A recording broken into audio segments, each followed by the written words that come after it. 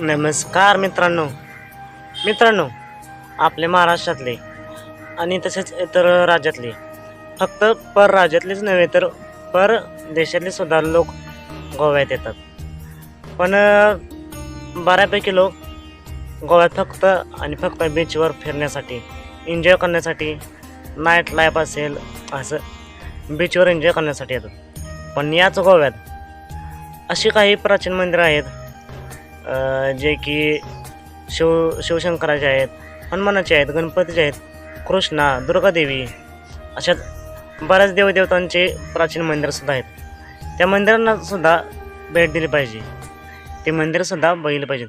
कारण त्या मंदिरात आपला प्राचीन इतिहास, बऱ्याच काळापूर्वीची ती मंदिरं आहेत, अशी प्राचीन मंदिरंसुद्धा आहेत. त्या मंदिरांनासुद्धा भेट दिली पाहिजे, बघितली पाहिजे.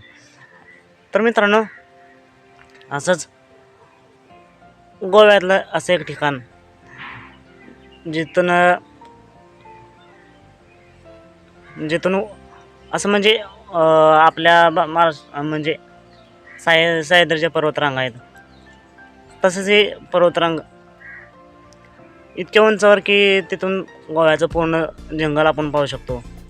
तिथं गेलं की एक निसर्गाचा वेगाचा अनुभव, निसर्गरम्य वातावरण, मन प्रसन्न करणारे असं हे ठिकाण. तर अशा ठिकाणावर आज आपण जाणार आहोत, ते म्हणजे सिद्धनाथ पर्वत. तर आपण मित्रांनो आज जाणार आहोत सिद्धनाथ टेम्पल.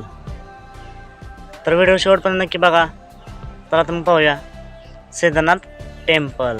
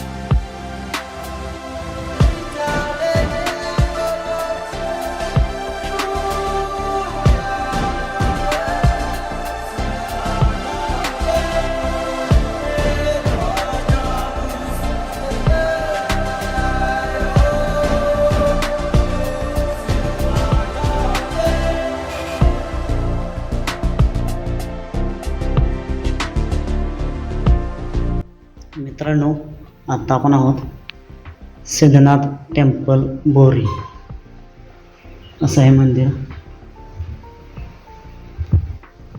आता मंदिराचा परिसर पाहूया कसा आहे.